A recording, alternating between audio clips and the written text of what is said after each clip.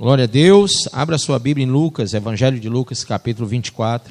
Mas no primeiro dia da semana, alta madrugada, foram elas ao túmulo, levando os aromas que haviam preparado. E encontraram a pedra removida no sepulcro. Grife isso aí. Mas ao entrarem, não acharam o corpo do Senhor Jesus. Grife isso também. Aconteceu que, perplexas a esse respeito, apareceram-lhe dois varões com vestes resplandecentes. Estando elas possuídas de temor, baixando os olhos para o chão, eles lhes falaram: por que buscais entre os mortos ao que vive? Ele não está aqui, mas ressuscitou. Lembrai-vos de como vos preveniu, estando ainda na Galileia, quando disse: importa que o Filho do Homem seja entregue nas mãos de pecadores e seja crucificado e ressuscite ao terceiro dia. Então se lembraram das suas palavras e, voltando do túmulo, anunciaram todas essas coisas aos 11 e a todos os mais que com eles estavam. Eram Maria Madalena, Joana, essa Joana era mulher de Cusa, procurador de Herodes, e Maria, mãe de Tiago. Também as demais que estavam com elas confirmaram estas coisas aos apóstolos. Tais palavras lhes pareciam como um delírio, e não acreditaram nelas.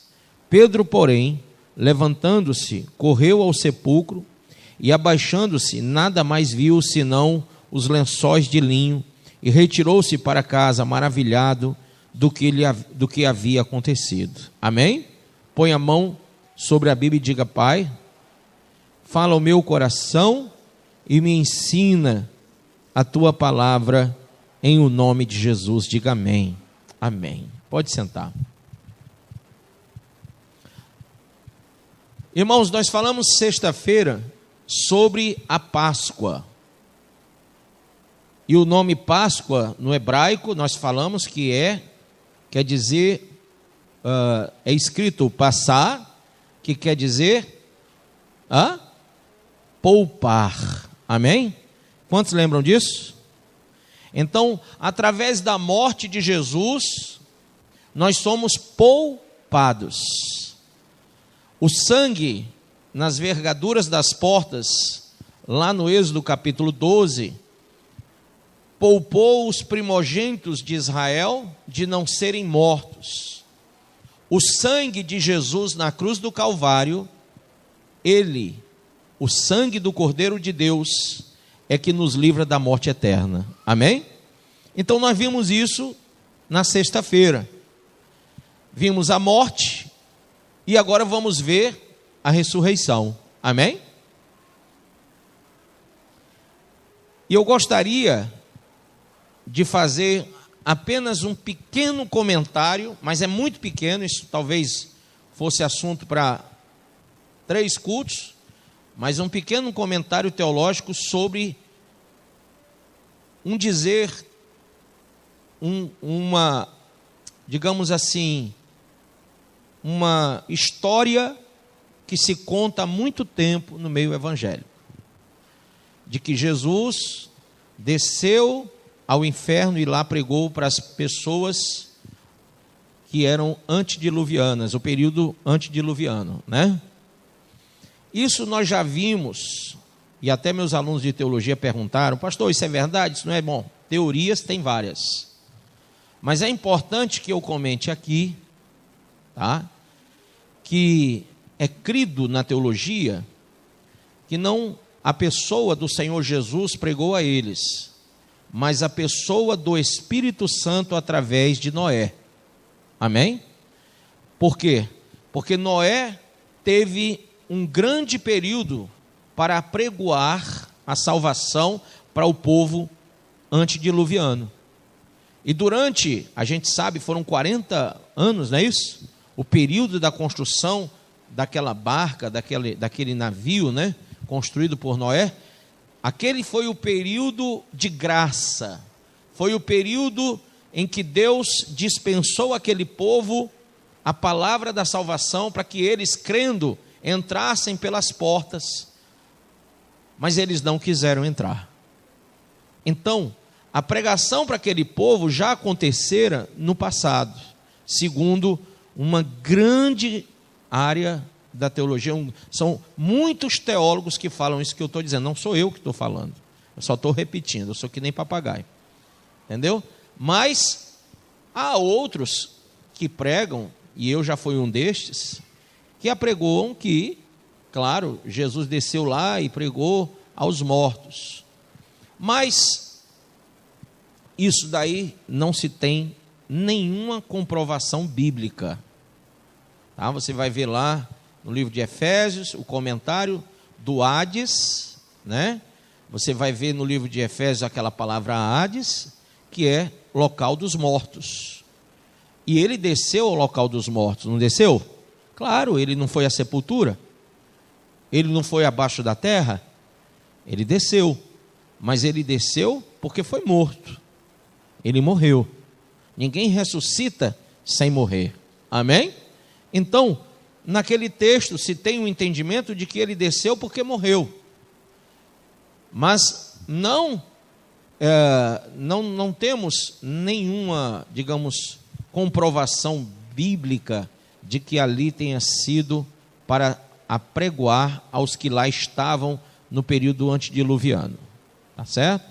Mais uma coisa é que o resgate, fala-se, e ele tem a chave da morte. Tem, a Bíblia fala no livro de João que o Senhor tem a chave da morte, amém? Mas pastor, essa questão da chave da morte, irmãos, ele é o alfa e o ômega, ele é o princípio e o fim. Quem é que possui a chave? Quem tem o controle. O carcereiro tem a chave do cárcere, não tem? Então, nós temos que entender que ele é o único que pode e tem poder de lançar. Por isso que a Bíblia diz que nós temos que temer não aqueles que podem fazer mal ao nosso corpo físico, mas que tem poder de, além de tirar a nossa vida humana, nos lançar no inferno, amém? E esse é Deus, ele tem a chave da morte, ele tem a chave do local chamado Giena, amém? Agora, muitos dizem que ele foi lá pregar no meio das almas que lá estavam sofrendo. Há uma área da teologia que apoia isso, não vou discutir com quem apoia, mas há uma outra área que não apoia. Por quê? Simples. Porque o lago que arde com fogo e enxofre, e isso é o nome que é escrito na Bíblia não tem escrito inferno nos originais. Existe o lago que arde com fogo e enxofre. O lago que arde com fogo e enxofre, lá não tem ninguém agora lá. Não tem ninguém. Todas as pessoas estão no Hades, no local de morte, local dos mortos. Para onde vão os mortos? Mas ninguém está lá no lago que arde com fogo e enxofre. Por quê? Porque segundo a própria Bíblia Sagrada, os primeiros 2 moradores do lago que arde com fogo e enxofre será a besta e o anticristo. E logo depois, no juízo, no grande trono branco, então serão lançados lá todos os anjos caídos e todos aqueles que em vida não receberam Jesus Cristo como Senhor e Salvador. Embora a Bíblia diga que lá não foi feito para os homens, e sim para Satanás e os seus demônios. Mas para lá irão todos aqueles que não receberam a Cristo. Amém? Bom, só foi um comentáriozinho teológico para a gente seguir em frente aqui. Não tem nada a ver com o que eu vou pregar. Amém, pessoal? E tem, né? Porque é o intervalo, é o sábado, né? Não é sábado de aleluia não, viu? Amém? Então vamos lá. Domingo foi o dia da ressurreição. E ressurreição no hebraico Diga comigo, ressurreição no hebraico quer dizer levantar. Diga, levantar. É o mesmo significado no grego. Quando você lê lá o livro de Isaías, quando a palavra ressurreição surge no livro de Isaías, ela surge com o significado de levantar. Quando está lá no livro de Ezequiel, e nós podemos ver lá no Vale de Ossos Secos, capítulo 37, é levantar. E no grego, quando nós lemos Paulo escrevendo aos Coríntios, no capítulo 15, sobre a ressurreição, quando nós vemos o próprio Lucas, aqui no capítulo 24, descrevendo que ele ressuscitou, a palavra ressurreição, ela vem no sentido de levantar. Alguém está sentado e se levanta. Alguém está deitado e se levanta. Esse é o significado da palavra ressurreição em hebraico e em grego. Amém? Muito bem. Sabedores disso, vamos entender o que o texto fala. A Bíblia diz assim, que elas foram, as mulheres, foram visitar o túmulo. E esse túmulo, logicamente, era um lugar de tristeza. Ninguém vai a um cemitério alegre. Elas foram tristes. Do versículo 1 até o versículo 5, a Bíblia diz que elas estavam tristes, caminhando triste para ver o Senhor, tinham levado aqueles aromas e tal. Mas quando elas chegam no local, verso 2, a pedra estava removida. Primeiro sinal, a pedra estava removida. Segundo sinal é que ao entrarem não acharam o corpo. Então, nem viram o corpo lá dentro, e como que uma pedra enorme daquela estaria removida? Irmãos, lá fora haviam muitos sentinelas, muitos soldados romanos, muitos sacerdotes judeus estavam ali, muitos fariseus, muitos saduceus. Foi um verdadeiro acampamento do lado de fora. Então, não havia possibilidade alguma de que alguém saísse daquele lugar sem ser visto. Amém? Mas a Bíblia diz que a pedra foi removida, então ele saiu de lá pela porta de entrada. E ele o fez para que a gente tenha o entendimento de que ele é o único que pode remover aquilo que é intransponível. Amém? Quando o apóstolo Paulo fala da ressurreição de Jesus, ele fala de uma forma tão preciosa. Veja aí em Coríntios, 1 Coríntios, por favor, capítulo 15. A ressurreição do Senhor, diga comigo, é o maior acontecimento da história do mundo. E claro que os romanos e os sacerdotes judeus da época quiseram impedir que o mundo soubesse disso, porque a maior prova do cristianismo é a ressurreição. A verdade é que ser cristão é se levantar da morte. Amém? Ser cristão é ser levantado da morte. Alguém está morto, alguém morreu. O pecado ele traz o quê? A morte. Romanos 6:23, o salário do pecado é o quê? A morte. Uma pessoa que vive na droga está o quê, pessoal? Morta. Uma pessoa que vive na bebida, na prostituição, está o quê? Morta. Quem vive no mundo está morto. Embora ache que viva, e até há músicas do mundo que dizem que deve-se viver intensamente, essa vida, mas a vida do pecado, na verdade, é a morte. E quando uma pessoa está morta, quando ela morreu espiritualmente, só há uma única possibilidade para ela. Uma vez que ele derramou o sangue para que a morte não chegasse até aqueles que creem. Ah, pastor, eu creio, mas lá na minha família tem pessoas que não creem, estão mortas. A morte entrou ali. Eles estão mortos espiritualmente. Dentro da igreja existem pessoas que estão mortas espiritualmente, porque estão ligadas pela religião e não estão ligadas, e o nome religião quer dizer religare, que quer dizer no latim ligar, ou ligadura, mas nós entendemos que essa morte que o pecado traz, ela só tem uma solução chamada ressurreição. Amém? E aqui ele diz assim, ó, irmãos, versículo 1, venho lembrar-vos o evangelho que vos anunciei, o qual recebeste e no qual ainda perseverais. Por ele também sois salvos, se retiverdes a palavra tal como vô-la preguei, a menos que tenhais crido em vão. Antes de tudo, vos entreguei o que também recebi, que Cristo morreu pelos nossos pecados, segundo as Escrituras, e que foi sepultado, e o que? Levantou-se. No grego, levantou-se, amém? Ele foi sepultado, Seol, e foi levantado. Ele se levantou. Na verdade, quando ele fala de Jesus, ele não diz foi levantado, ele diz e se levantou, amém? Ele foi morto pelos homens, mas ele se levantou sozinho da morte.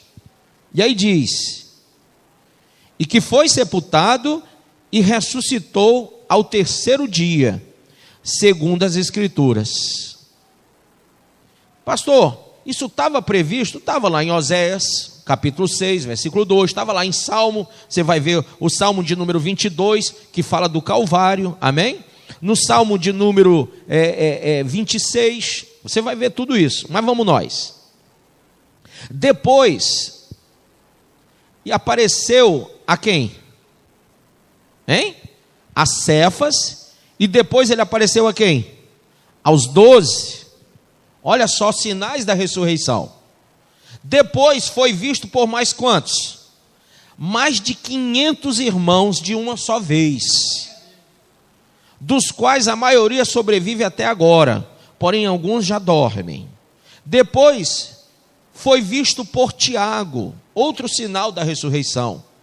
Mais tarde por todos os apóstolos. Amém, irmãos? E ao final, depois de todos, foi visto também por mim, como por um nascido fora de tempo. Porque eu sou o menor dos apóstolos, disse Paulo, que mesmo não sou digno de ser chamado apóstolo, pois persegui a igreja de Deus, mas pela graça de Deus sou o que sou. E a sua graça que me foi concedida não se tornou vã. Antes, trabalhei muito, mais do que todos eles. Amém ou não amém? Olha que coisa pretensiosa. É ou não é pretensioso? É não. Esse cara, ele é muito forte no que fala. Olha, eu nem sou digno de ser chamado apóstolo, mas pela graça de Deus, eu que persegui a igreja, que não sou digno de ser chamado apóstolo, não tornei essa graça vã, a graça que me foi concedida. Quem recebeu a graça de Deus? O favor da salvação, o favor de ser ressuscitado da morte espiritual. Ele disse, isso não se tornou vão em mim, porque trabalhei muito mais do que todos eles. Como eu gostaria que vocês entendessem essa frase. A frase da ressurreição é essa. A frase que marca que alguém ressuscitou é essa. É que Paulo está dizendo, olha, eu sou o menor dos apóstolos. No final, verso 8, de todos, ele foi visto por mim, como por um nascido fora de tempo, porque Paulo não andou com Jesus. Mas a graça dele na minha vida não foi vã. A ressurreição não foi vã, porque eu passei a trabalhar mais do que todos. Amém? Irmãos, ser ressuscitado, diga, ser ressuscitado, é se tornar uma pessoa diferente. Amém? Uma pessoa que já não vive os gemidos da vida. Uma pessoa que já não vive a mortalidade das coisas dessa vida. Sabe, esses reveses que a vida traz, esses devaneios da vida, não nos atinge porque fomos ressuscitados com Ele. Eu já não vivo mais o gemido, eu já não vivo mais a mortalidade dessa vida. Quando nós ressuscitamos com Cristo, é certo que estamos vivos para a eternidade. Somos imortais. Talvez você diga, mas pastor, nesse corpo eu sou mortal, neste. Mas nós recebemos a imortalidade pela ressurreição de Cristo. Somos espirituais. Somos cheios do poder. Uma pessoa que ressuscitou em Cristo, ela se torna espiritual e não carnal, e ela se torna cheia do poder do Espírito Santo. Uma pessoa que vive a ressurreição, que não tornou a graça vã, trabalha mais que os outros, faz muito mais do que os outros, não olha para A nem para B, está sempre andando na frente. É gloriosa a vida de alguém que ressuscitou com Cristo. É glorioso ver alguém ressuscitado. Quem já viu um morto aí se levantar? Você nunca viu? Mas se você ver, você vai ver como é glorioso, irmão. Aquelas pessoas todas viram Jesus, se maravilharam. Aquelas mulheres, elas se encheram de temor, de tremor, porque Jesus estava ali. Jesus se apresentou àquele povo, e eles maravilhados viam Jesus ressurreto. É glorioso ver alguém que estava morto e ressuscitou. E aqui eu quero impactar você com essa questão. Irmão, todos pecamos, destituídos fomos da glória de Deus. Não havia glória nenhuma em nossas vidas, porque estávamos debaixo da égide do pecado. A lei do pecado nos dominava. Mas o meu questionamento com os amados é: quando alguém ressuscita, esse alguém é coberto de glória. Jesus veio cheio de glória. E quando alguém ressuscita com Cristo, é cheio de glória. E o teu evangelho, irmão, irmãzinha querida, o nosso evangelho tem que ser cheio da glória de Deus. As pessoas têm que ver a glória de Deus em nós. Elas não têm que ver apenas mais uma pessoa sentada num banco da igreja ali, sem fazer nada, sem ganhar almas, sem pregar o evangelho, sem enfrentar os paradigmas da vida, sem enfrentar o pecado de frente, sem, aviltar o mundo. Não, ela tem que olhar para você e ver em você a glória de Deus. Se você ressuscitou com Cristo, você já não está mais debaixo da lei do pecado, mas você agora vive pela graça de Deus. E a Bíblia diz: pela graça de Deus sois salvos mediante a vossa fé. Isso é glorioso. Isso chama atenção. E se você não tem chamado atenção, é preciso que você se encha de glória.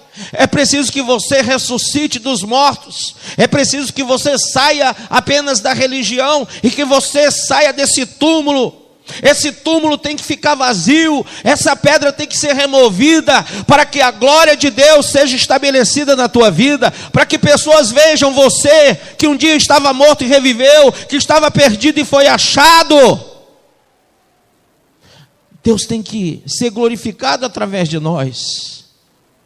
Deus tem que ser glorificado através de você, irmão. Qual tem sido o motivo da glória de Deus em sua vida? Qual tem sido o motivo para que Deus seja glorificado através dos teus dias?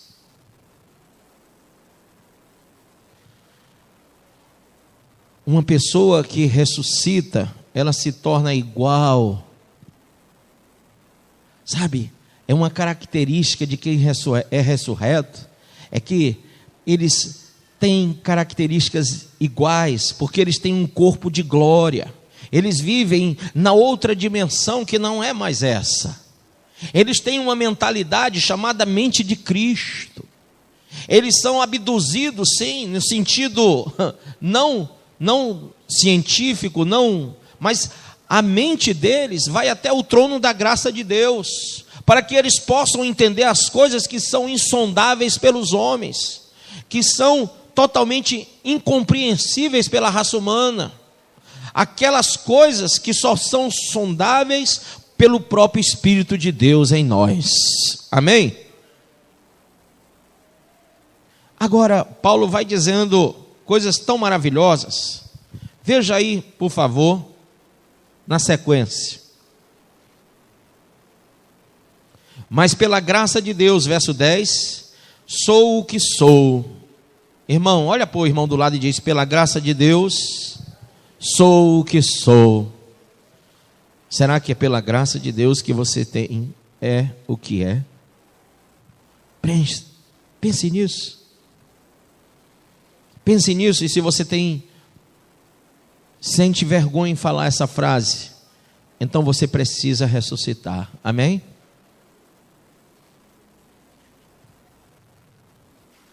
E a sua graça que me foi concedida não se tornou vã. Antes trabalhei muito mais do que todos eles, todavia não eu, mas a graça de Deus comigo. Portanto, seja eu ou sejam eles, assim pregamos e assim crestes. Ora, se é corrente pregar-se que Cristo ressuscitou dentre os mortos, como, pois, afirmam alguns dentre vós que não há ressurreição de mortos.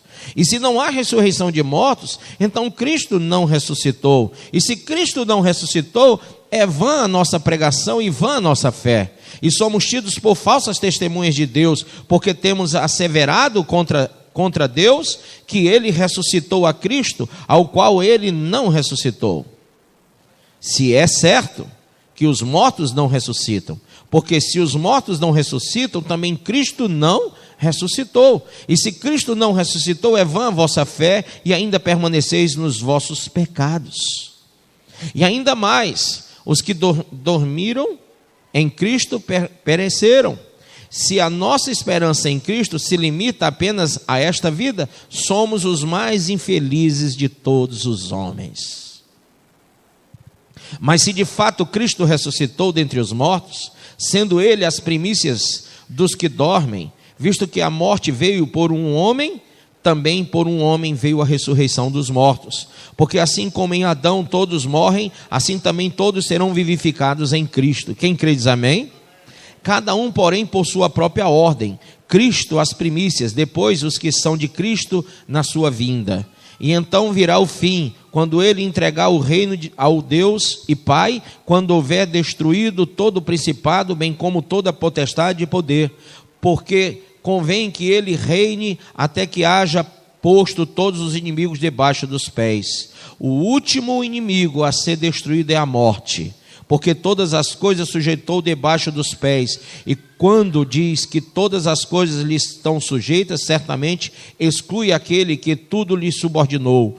Quando, porém, todas as coisas lhe estiverem sujeitas, então o próprio Filho também se sujeitará àquele a que todas as coisas lhe sujeitou, para que Deus seja tudo em todos. De outra maneira, que farão os que se batizam por causa dos mortos? Se absolutamente os mortos não ressuscitam, por que se batizam por causa deles? E por que também nós nos expomos a perigos a toda hora? Dia após dia morro, eu o protesto, irmãos, pela glória que tenho em vós outros, em Cristo Jesus nosso Senhor. Se como homem lutei em Éfeso com feras, que me aproveita isso? Se os mortos não ressuscitam, comamos e bebamos, que amanhã morreremos. Ou seja, se não há ressurreição, então para que evangelho? Não vos enganeis, as más conversações corrompem os bons costumes. Tornai-vos a sobriedade como é justo, e não pequeis, porque alguns ainda não têm conhecimento de Deus. Isto digo para vergonha vossa. Mas alguém dirá: como ressuscitam os mortos? e em que corpo vem? Insensato, o que semeias não nasce, se primeiro não morrer. E quando semeias, não semeias o corpo que há de ser, mas o simples grão, como de trigo ou de qualquer outra semente. Mas Deus lhe dá corpo como lhe aprouve dar, e a cada um das sementes o seu corpo apropriado. Amém? Ele está simplesmente dizendo, irmão, não te importa como vai vir, mas vem no corpo que Deus escolher, vai ser ressuscitado. Amém? E aí no versículo 50, isto afirmo, irmãos, que a carne e o sangue não podem herdar o reino de Deus, nem a corrupção herdar a incorrupção. Eis que vos digo um mistério, nem todos dormiremos, mas transformados seremos todos. No momento, no abrir e fechar de olhos, ele fala do arrebatamento. Ao ressoar da última trombeta, a trombeta soará, os mortos ressuscitarão incorruptíveis, e nós seremos transformados. Amém ou não amém? Irmãos, todos aqueles que são ressuscitados por Deus, que saem do corpo da morte, recebem um novo corpo. Recebem um novo corpo. Pastor, eu queria muito ver o senhor lá no céu. Você não vai me ver com esse corpo, graças a Deus, mas você vai me ver com o corpo que Deus prometeu me dar. Amém? Eu tenho apenas a semente da eternidade, que é a palavra de Deus, que é a fé na eternidade de Deus. Essa semente está dentro de mim, para que ela venha a germinar um corpo de glória. Amém? É isso que Paulo está dizendo, e é isso que nós temos que entender. Então, o que seremos? Seremos o que temos que ser hoje, seremos transformados, amém? Seremos ressuscitados, seremos sem defeito, seremos manifestados pelo poder de Deus, seremos co-governantes, porque estaremos com Ele, num governo dEle, semelhantes a Ele, amém? Então, uma pessoa que realmente ressuscitou com Ele, vive uma nova vida, uma nova realidade. Talvez, irmão, ainda esteja bem distante, que você possa entender, mas eu queria te mostrar ainda, que o que aconteceu lá no vale de ossos secos, tem que acontecer aqui e agora. Abra, por favor, Ezequiel 37, para eu concluir isso.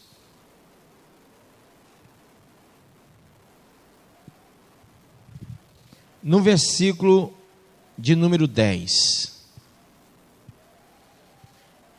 Profetizei como ele me ordenara, então o fôlego de vida entrou neles, e viveram.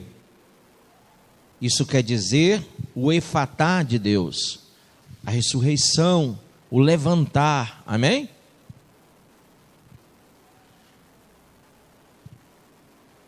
E se puseram em pé um exército grande em extremo. Grife isso aí.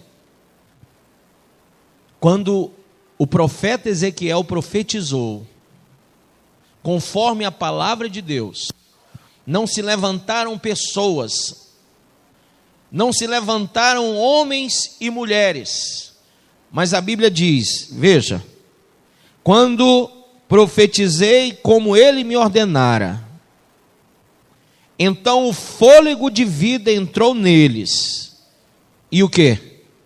Viveram. Se viveram é porque estavam o quê? Mortos.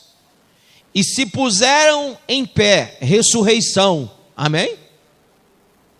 Um exército, diga um exército, grande em extremo. Então, quando você prova da ressurreição, você não se levanta para ser uma pessoa na igreja, mas um soldado de Cristo. Você é levantado, você é ressuscitado como um soldado do Evangelho de Cristo. Amém? Pastor, eu sou evangélico. Para com isso. A proposta da cruz não é levantar você a evangélico, nem a católico. nem a espírita, nem a nada de religião. Para com essa mania de religião, irmão. A proposta do Evangelho é levantar o exército de Deus, é levantar pessoas que têm a característica de serem ressurretos, gloriosos, cheios do poder do Espírito, manifestados pela glória de Deus. Quem está entendendo isso? Não é um simples povo, é um povo diferente. E aí eu quero que você entenda, porque muita gente se levanta, diz que saiu do pecado para ser um crente, para ser um evangélico, de meia pataca, de meia tigela dentro da igreja. Do jeito que vem, vai, e vem, vai, e vem, vai, e não sai disso. É ou não é? E os dias se repetem. As coisas continuam as mesmas. A vida não muda. Até os hábitos, os sentimentos, os pensamentos, a ideologia de vida é a mesma. Talvez até alguns hábitos mudem, porque, claro, você está dentro do ambiente da igreja, aí você começa a falar um pouquinho diferente, tira a gíria daqui, tira a gíria da acolá, e começa aquela roupa mudou um pouco mais, né? E fala a paz do Senhor, e carrega a Bíblia na mão às vezes, mas, irmão, são hábitos religiosos. A proposta do Evangelho não é que você mude hábitos, mas que você mude o seu caráter de vida. É que você seja uma nova criatura. É que você se levante como um exército mesmo, espiritual, que está disposto a ser íntegro, reto, temente a Deus e que se desvia do mal. O Senhor quer levantar servos gloriosos que oram e enfermos são curados, que expulsam demônios. Ele quer levantar pessoas que pregam o Evangelho no meio da rua feito doido. Sabe, irmãos, eu não tenho glória nenhuma em estar aqui pregando para vocês. Mas ontem eu estava passando com o pastor Dantas numa parada de ônibus, e eu vi um cara gritando com a Bíblia na mão, numa parada de ônibus. Eu disse, esse daí tem muito mais galardão do que eu. Esse prega muito mais do que eu.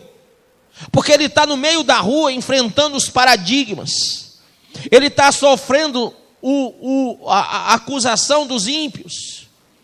Ele está ali pregando, enquanto muitos estão simplesmente ignorando a pregação dele.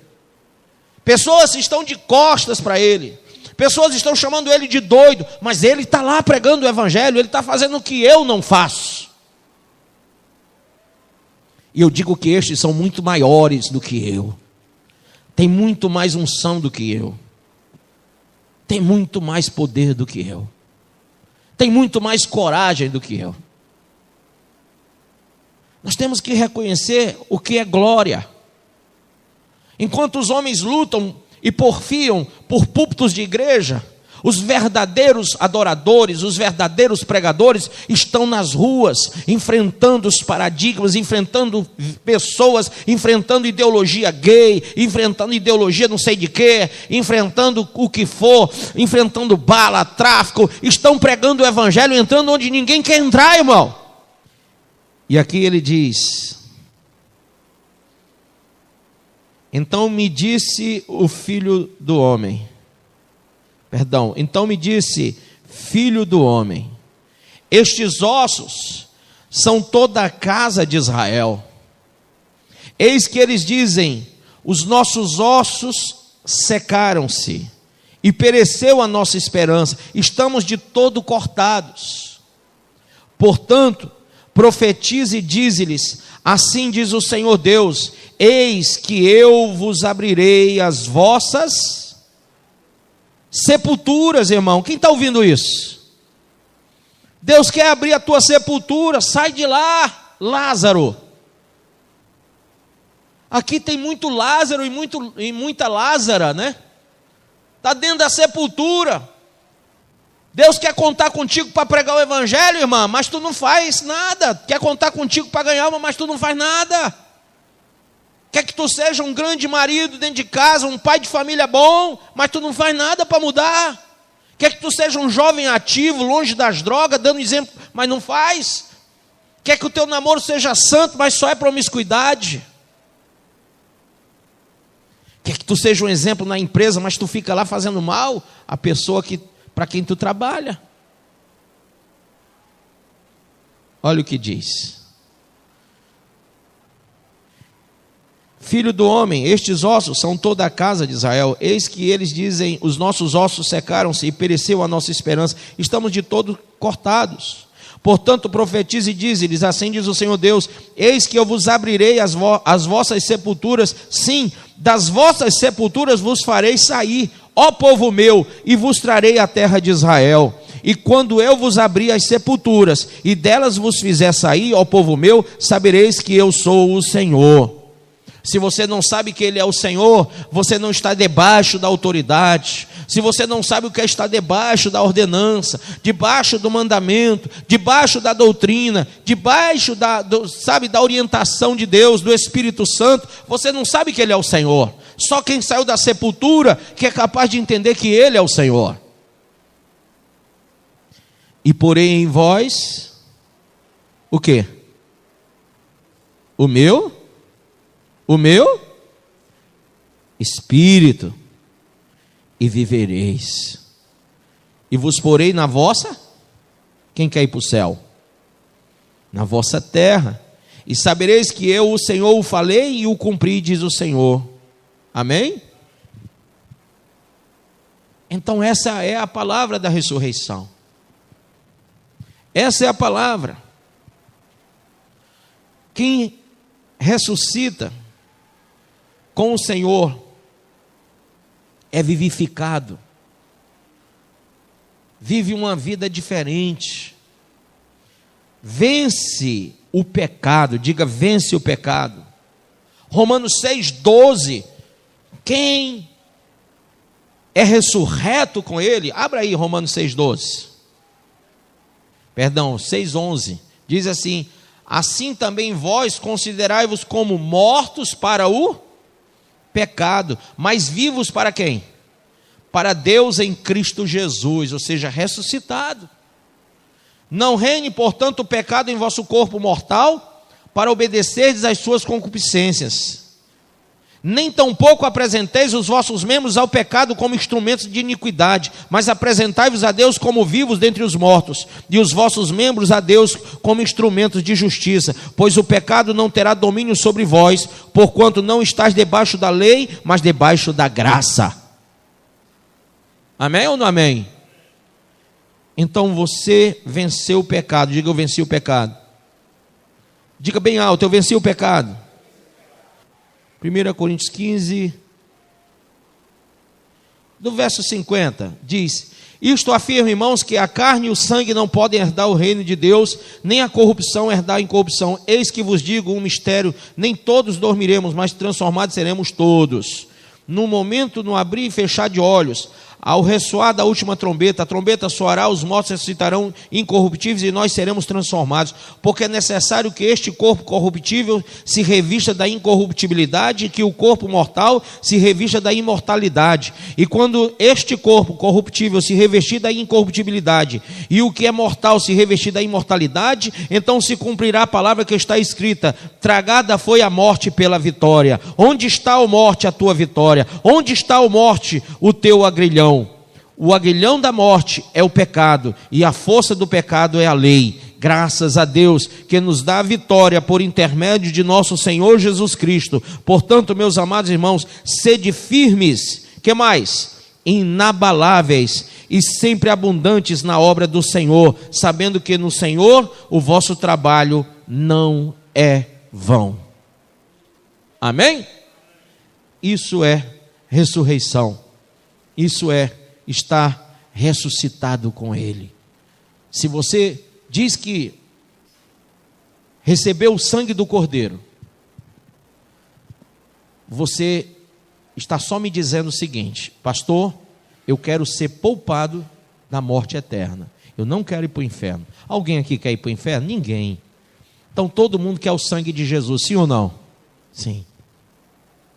Mas uma coisa é você dizer que não quer ir para o inferno, e eu concordo com você, você não deve querer mesmo. Tem até uns filmes que são diabólicos, que o cara diz: a gente se encontra no inferno mais tarde, né? Quando o cara está morrendo, aí fala para o outro. Já viu esses filmes? Isso é uma praga do diabo, né? Ensinando o povo a querer o inferno. Mas preste atenção numa coisa. Você diz que quer o sangue para não passar pela morte eterna. Glória a Deus. Mas, irmão, receber o sangue quer dizer que você não vai passar para a morte eterna no inferno. Mas ressuscitar quer dizer que você já vive na glória eterna de Deus. Que você foi levantado da morte. Então, se você recebeu o sangue, a morte não impera mais sobre você. O pecado já não te domina mais. A droga já não te domina mais. Se você verdadeiramente recebeu o sangue, o espírito da morte, que é o espírito do pecado, o aguilhão da morte, que é o pecado, já não está mais sobre ti. Quem está entendendo isso? Então, pastor, eu recebi Jesus como meu Salvador, recebi o sangue do Cordeiro. Não recebeu. Não recebeu. Mas pastor, eu fui na frente, levantei a mão, chorei, fiz aquele protocolo todinho, mas não recebeu. Porque se você recebeu, você agora é um exército de Deus. Se você recebeu, você anda de forma gloriosa na terra. Você anda de forma vitoriosa sobre o pecado. Se você recebeu, você não está mais debaixo do jugo da droga, da prostituição, da idolatria e etc. Você já não vive mais sob o domínio de Satanás. Quem está entendendo isso? Não adianta só falar de boca. Se você continua sendo desonesto, continua sendo avarento, ganancioso, maldizente, sabe, se você continua sendo prostituto, adúltero, você não recebeu o sangue. O que faz com que eu entenda que eu venci o aguilhão da morte, que é o pecado, é que eu já não ando mais debaixo da lei do pecado, mas pela graça de Deus é que eu sou salvo.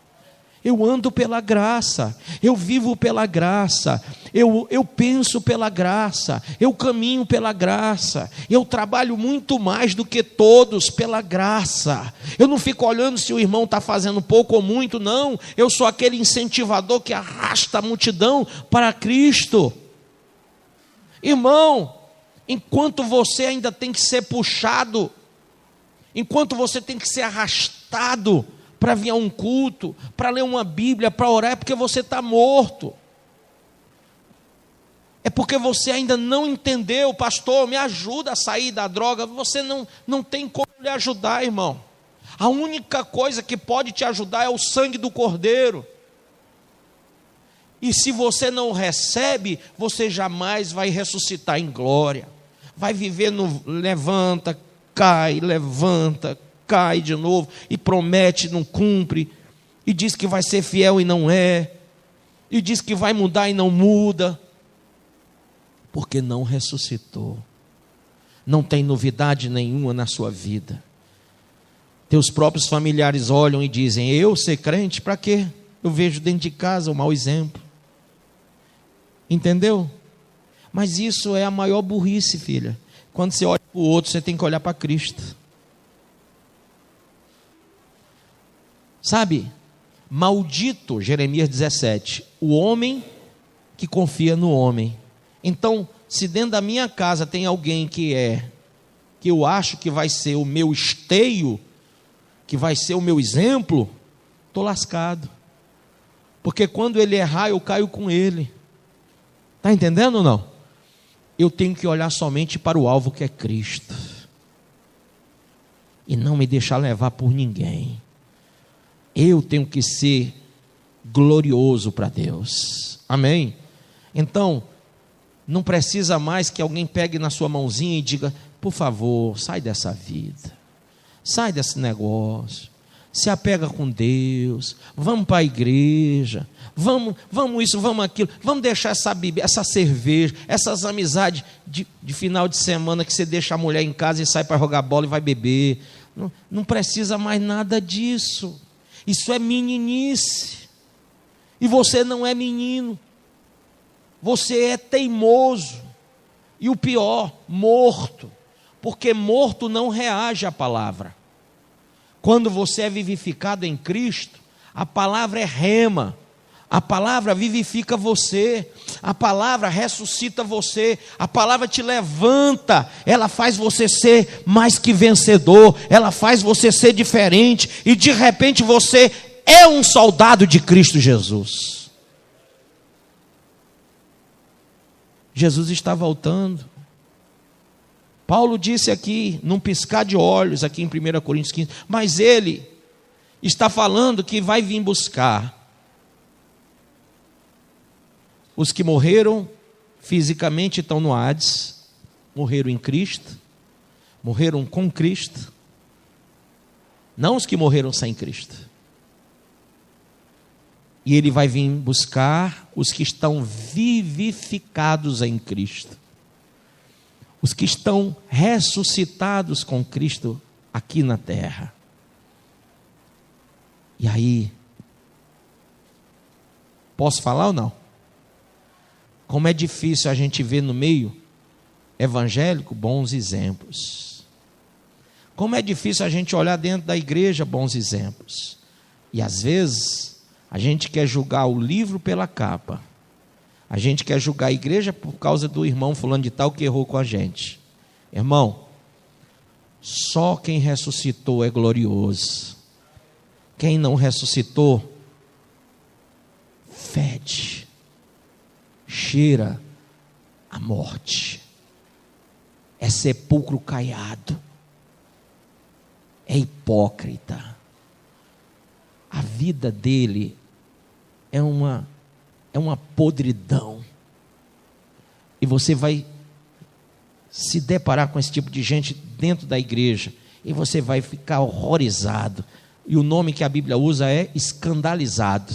Mas a Bíblia diz que você tem que ser sábio e prudente para não se deixar levar por ninguém, porque as más conversações corrompem os bons costumes. Paulo estava falando de gente que falava contra a ressurreição. Ele disse: olha, se vocês falam contra a ressurreição, a vossa fé é vã. Amém? Irmão, creia na ressurreição, creia na de Cristo, creia na sua ressurreição, creia que você pode ressuscitar ainda hoje, para ter uma vida diferente com Deus. Amém ou não amém? Fique de pé em nome de Jesus.